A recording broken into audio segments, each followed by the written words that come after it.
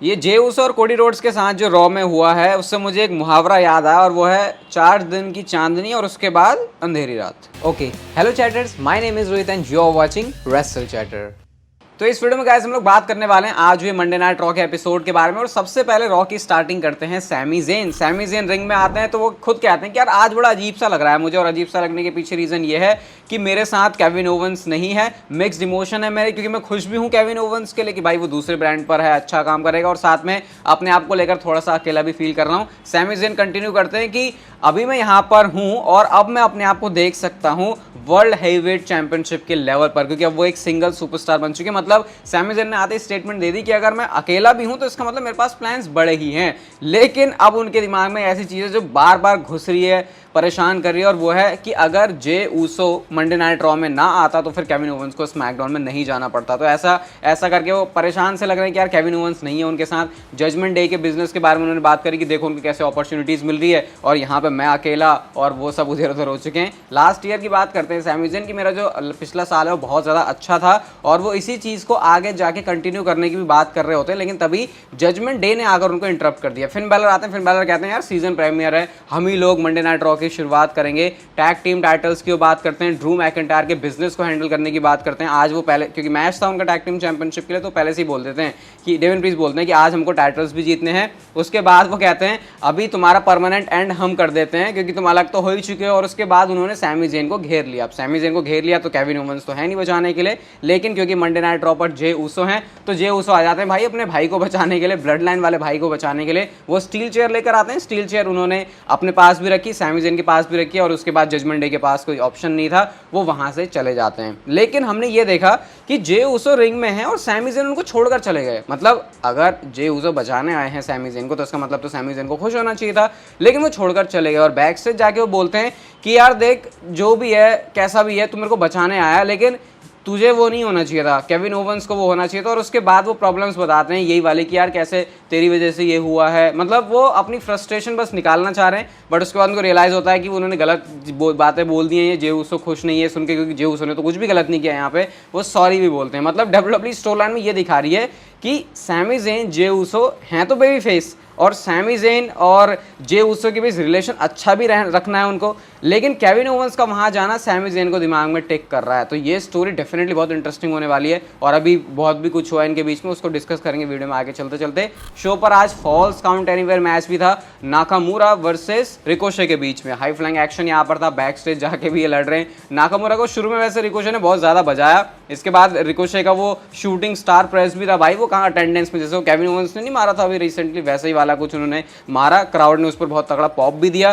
450 splash भी आता है रिकोशे का, पॉपकॉर्न भी थ्रो कर रहे हैं। टेबल के ऊपर एंड में गिरते हैं रिकोशे, जो कि सेटअप किया गया जाता है पहले नाकामुरा की तरफ से, और उसके बाद उन्होंने वहां पर अपना फिनिशर भी लगा दिया। और फॉल्स काउंट एनीवेयर मैच है तो कहीं पर भी पिन फॉल हो सकता है। नाकामुरा ने पिन कर दिया रिकोशे को, और इस तरीके से वो ये वाला मैच जीत चुके हैं। एक विक्ट्री ऐसी थी जो कि उनको मिलनी चाहिए थी, लेकिन हाँ नाकामुरा के साथ रब मिलने से ऐसा लग रहा है रिकोशे को भी थोड़ी बहुत रिलेवेंसी मिल गई, और इसका बेनिफिट जरूर उठा सकते हैं। इसके बाद मैच आता नटालिया वर्सेस पाइपर नेवन का। क्रॉस बॉडी के साथ इस मैच में जो पाइपर नेवन है वो जीत जाती है, ठीक है, नॉक सपोर्ट के लिए आती है। बाकी यहाँ पर ज़्यादा इतना इंटरेस्टिंग कुछ है नहीं बात करने के लिए। बैक स्टेज जजमेंट डे का सेगमेंट था भाई, और यहाँ पे डेविन प्रीस्ट कह रहे हैं मैं तो देख लूंगा ड्रू मैकिंटायर को। उसके बाद डोमिनिक आके कहते हैं भाई मामी ने मना किया है, और उसके बाद डेविन प्रीस्ट ऐसे बोल रहे हैं रिया रिप्ली तुम आजकल बिजी कहाँ चल रही हो। तो ये इतना भी हमको समझ में आ गया था कि इस बात को सबको पता चल गया है कि ड्रू मैकिंटायर और रिया रिप्ली आपस में बात कर रहे हैं। इन चीज़ों को डब्ल्यूडब्ल्यूई ने आगे और जाके एक्सप्लेन किया ड्रू मैकिंटायर की स्टोरी लाइन में। और इसके बाद नेक्स्ट चीज शो पर थी सेथ रॉलिन्स की एंट्री होती है। और सेथ रॉलिन्स सबसे पहले तो आज भाई वेल्डिंग वाले चश्मे पहने हुए थे, तो अगर वो काम भी उनको करने को दे दिया जाता रिंग विंग बनाने को तो वहीं पर कर देते। नीचे से उन्होंने थोड़ा सा बड़ा खुला सा पहना था, नीचे से इंडियन अटायर लग रहा था वो मुझे, लेकिन ब्लैक था। अगर व्हाइट या फिर येलो में होता तो फिर वो बिल्कुल इंडियन वाली वाइब देते। इसके बाद वो आगे ड्रू मैकिंटायर की बात करते हैं। अरे ड्रू मैकिंटायर क्या चाह रहा है, 100% मुझे देखना चाहता है ये, फिर क्योंकि उन्होंने मैकिंटायर ने रोका भी था डोमिनिक और डेविन प्रीस्ट को कैश इन होने से, तो वो कहते हैं सारी कंफ्यूजन हो रही, ड्रू मैकिंटायर चल बाहर आ जा। ड्रू मैकिंटायर का थीम सॉन्ग प्ले होता है, और ड्रू मैकिंटायर हील बन गए नहीं बने हैं। अभी वो जब एंट्री कर रहे थे ना तो उस टाइम पर उन्होंने जितनी भी अटेंडेंस है वहाँ पे, जितने भी जो क्राउड है उनको ऐसे हैंड वेव करते हुए गए थे, हाथ मिलाते हुए गए थे। तो इसका मतलब कि अभी उनका हील वाला कैरेक्टर तो अनलॉक नहीं हुआ है, और मैंने बताया भी था कि काफ़ी डिफरेंट होने वाला है पहले से। इसके बाद यहाँ पे आके वो कहते हैं कि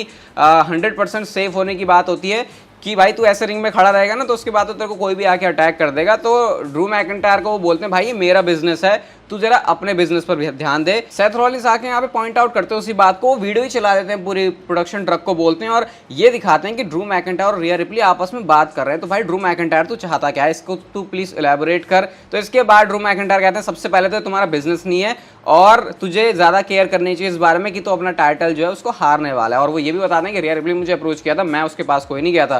सेथ रॉलिंस यहाँ पे आके बताते हैं कि फेलियर की वजह से तुम जो है जजमेंट डे के पास जा रहे हो, क्योंकि तुमको फिर से डर है कि जैसे तुम पहले बड़ी अपॉर्चुनिटी मिली तुम जीत नहीं पाए, तो इस बार तुम सपोर्ट लेना चाहते हो। लेकिन ये बात ध्यान रखना, जब तू उस जगह पर चढ़ेगा ना तो वहां से फिसलेगा भी बहुत जल्दी। इसके बाद ड्रू मैकिंटायर एक लंबी चौड़ी सी बात बोलते हैं, मैं पहले भी मेन इवेंट स्पॉट में आया, मेरे को कितनी सारी प्रॉब्लम्स हुई। ब्लड लाइन के बारे में बात करते हैं, एक तरीके से उनको ब्लेम कर रहे होते हैं कि वो रीजन है कि वो आज चैंपियन नहीं है। सेथ रॉलिंस कहते हैं भाई ब्लड लाइन से आगे बढ़ जा, वो सारी चीजें अब पुरानी हो चुकी हैं, अब ये चीजें तेरे को बोलने का फायदा नहीं है। ड्रू मैकिंटायर इस पे बोलते हैं भाई जब तू चैंपियन बना तेरे लिए सारे लोग थीम सॉन्ग तेरा गा रहे हैं, लेकिन मेरा क्या था, जब मैंने हराया भी ब्रॉक लेसनर को, पैंडेमिक वाला टाइम चल रहा था और उस टाइम पर मेरे पास कोई भी गाने के लिए नहीं था, मेरे को सपोर्ट करने के लिए नहीं था। यूनाइटेड किंगडम की वो बात करते जब क्लैश एट द कैसल हुआ कि कैसे वहां पर इतने सारे लोगों की भसड़ की वजह से वो आज चैंपियन नहीं बन पाए हैं। ये चीज जब ड्रू मैकिंटायर की वो सुनते हैं तो सेथ रॉलिंस कहते हैं यार देख तेरे से ज़्यादा इस मतलब जितना मैं इस बात को समझ सकता हूँ तेरी और कोई नहीं समझ सकता, क्योंकि मैंने भी 4-5 साल मेहनत करी है और अब जाके मैं मेन इवेंट स्टेटस पे आया। और मैं तेरे को एक बात और बताता हूँ, क्राउन जूल में जब मैं तुम्हें हराऊंगा तो ये तुम्हारे लिए बेस्ट चीज़ होगी, क्योंकि इस बार तुमको ब्लेम करने के लिए कोई और नहीं होगा बल्कि तुम खुद अपने आप को ब्लेम करोगे। ऐसा करके वो वहाँ से चले जाते हैं।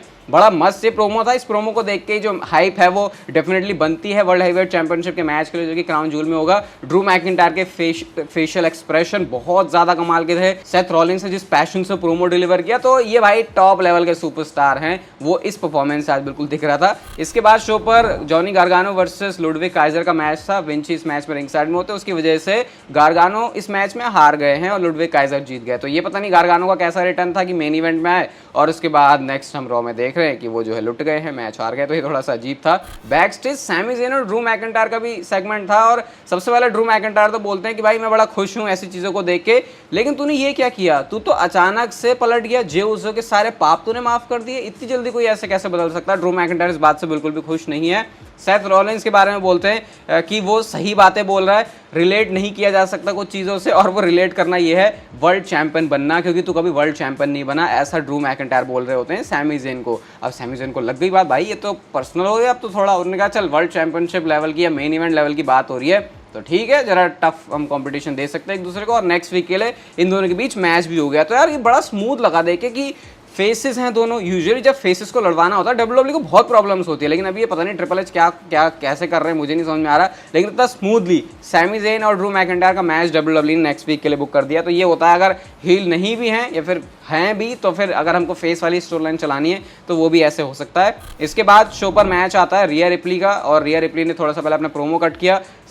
शेना बेजलर के साथ उनका मैच था, सबमिशन उन्होंने लगाया, उसके बाद उनको एक पावर बॉम्ब में कन्वर्ट किया। एंड देन यहाँ पर नाया जैक्स, रकेल रॉड्रिगेज, जोई स्टार्क सब आ जाते हैं। जोई स्टार्क का थोड़े एंड में अपर हैंड मिला और बैक से हमको ये पता चला कि फेटल 5 पे मैच क्राउन जूल के लिए डब्ल्यूडब्ल्यू ने ऑफिशियल कर दिया, और ये नाया जैक्स, शेना बेजलर, जोई स्टार्क, रकेल रॉड्रिगेज और उनके सामने रिया रिप्ली अपनी चैंपियनशिप को डिफेंड करेंगे। तो ये सबसे बड़ा मुझे लगता है चैलेंज है, और यही चीज़ करनी भी चाहिए थी डब्ल्यूडब्ल्यू को, क्योंकि रिया रिप्ली जिस तरीके की सुपरस्टार चल रही हैं उनको ऐसा हराना आसान नहीं हो रहा। तो आई थिंक ये एक बहुत बढ़िया डिसीजन था। इसके बाद शो पर मैच आता है इंटरकॉन्टिनेंटल चैंपियनशिप के लिए ब्रॉन्सन रीड वर्सेस गुंथर के बीच में, और एग्जैक्टली जैसा मैंने एक्सपेक्ट किया था वैसा ये मैच था। एप्रन पर बॉम्ब मार रहे होते, पावर बॉम्ब मार रहे होते गुंथर, लेकिन उसको वो कैसे मतलब काउंटर कर देते हैं। गुंथर को वैसे उठा के पटकना इतना आसान नहीं है। जिस तरीके से ब्रॉन्सन रीड उठा पटक कर रहे थे गुंथर के साथ, ऐसा लग नहीं रहा था ये गुंथर है इतने लंबे चौड़े साइज का। क्लोज लाइन जो गुंथर ने मारी उस पर जो ब्रॉन्सन रीड गिरते हैं, ऐसा लग रहा था भाई कोई भारी भरकम सा इंसान गिरा। मतलब काफी मस्त चीजें थी इस मैच में। एक वो सुपर प्लेक्स भी था ब्रॉन्सन रीड की, जो चेस्ट ऐसा लग रहा है उसमें ब्लड क्लॉटिंग हो गई, इतनी रेड से स्पॉट हो गए थे। मतलब ऐसा लग रहा है कि इतनी बुरी तरीके से मार उन्होंने खाई नहीं, तो उनकी चेस्ट जो है प्रिपेयर नहीं थी। अब एंड में गुंथर का स्प्लैश भी आता तब भी किक आउट हो गया, लेकिन गुंथर का जब पावर बॉम्ब पड़ा गुंथर ने ब्रॉन्सन रीड को ऐसा उठा के पावर बॉम्ब मारा है। तो आप सोच सकते हो कि कितनी स्ट्रेंथ होगी गुंथर के अंदर, और मैच में पूरी फिजिकलिटी थी। और मैच के रिजल्ट की बात करें तो ऑब्वियसली गुंथर ने यहाँ पर जो अपनी चैंपियनशिप है उसको रिटेन कर लिया है। बैक स्टेज से एक छोटा सा सेगमेंट भी था जहाँ पर इंदु शेर आते हैं, यानी कि जिंदर महाल, इसके साथ साथ वीर और सांगा, ये सारे आगे बात कर रहे हैं कि चलो एडम पेयर्स हमको बात करनी तुमसे कुछ। तो एडम पेयर्स कहता है कि चलो करते हैं बात। तो मतलब कि अभी कुछ चल रहा है इनके लिए प्लान, और होपफुली इस बार जो प्लान है वो बीच में ना रुक जाए। लेकिन मुझे लगता नहीं इस बार रुकेगा, क्योंकि अब ट्रिपल एस शायद बिल्कुल फ्री माइंड से चीज़ों को बुक करें, तो हर बार वो week by week story telling पर ध्यान देंगे। तो इन शेयर के लिए भी शायद हमको रेडी हो जाना चाहिए। अब बात करते हैं गाइस हम लोग शो के मेन इवेंट की, जहां पर undisputed tag team championships defend हो रही थी। Jey Uso and Cody Rhodes champions against Damian Priest and Finn Balor. सबसे पहले तो डोमिनिक की इन्वॉल्वमेंट थी यहाँ पर रिंग साइड पर, बहुत ज़्यादा उन्होंने परेशान किया। 1D जो कटर है वो भी पड़ा इस बार, और कोडी रोड्स ने थैंकफुली इस बार अपना जो ऑफ दी पोजीशन है उसको सही अलाइन रखा। तो ऐसा नहीं लगा कि इस बार उनकी नेक पर इंपैक्ट आया है। सैमी ज़ेन आते हैं इस मैच में रिंग साइड पर मदद करने, जे ऊसो क्योंकि हैं यहाँ पे तो भाई फेस वेस हैं सब कुछ, तो उन्होंने डोमिनिक मिस्टेरियो को साइड लगा दिया। रेजर्स एज मारा भाई डेमियन प्रीस्ट ने कोडी रोड्स को, मतलब उठा के अनाउंसर टेबल के ऊपर पटक दिया। तो लगा भाई अब तो कल्याण हो गया यहाँ पे। इसके बाद जे ऊसो ने स्पीयर मारा फिन बैलर को, उसके बाद उन्होंने डेमियन प्रीस्ट को भी मारा। इसके बाद जब जे ऊसो जा रहे हो तो टॉप रोपर स्प्लैश के लिए, तो जिमी ऊसो ने उनको सुपर किक मार दी। Jimmy Uso surprisingly and shockingly appear हुए मंडे नाइट रॉ में, और उन्होंने इंटरफेयर किया अपने ही भाई के बिजनेस में। और इसके बाद क्या होना था, इसके बाद सिंपल सी एक चीज हो रही थी कि फिन बैलर ने अपना फिनिशर कूटी ग्रास मार दिया, और इस मैच में नए चैंपियंस क्राउन हो गए हैं, जो कि हैं Damien Priest and Finn Balor. Jimmy Uso ने ये काम करवाया, और ये ध्यान रखना Jimmy Uso still blood line में है और उनका रिलेशन रोमन रेंस से है। तो ये मेन इवेंट स्पॉट में एक शॉकिंग चीज हुई। मेन इवेंट जे ऊसो के साथ, आगे स्टोरी लाइन्स को देखने में भी इतना ही ज्यादा मजा आएगा। अगर आपको इस वीडियो को देखने में मजा आया तो इस वीडियो को लाइक जरूर कर दें, चैनल को आप लोग शेयर भी कर सकते हो उन फ्रेंड्स के साथ जो WWE में इंटरेस्ट रखते हैं। मैं आपसे बहुत जल्दी मिलूंगा नेक्स्ट वीडियो में, तब तक के लिए I will see you guys in my next video.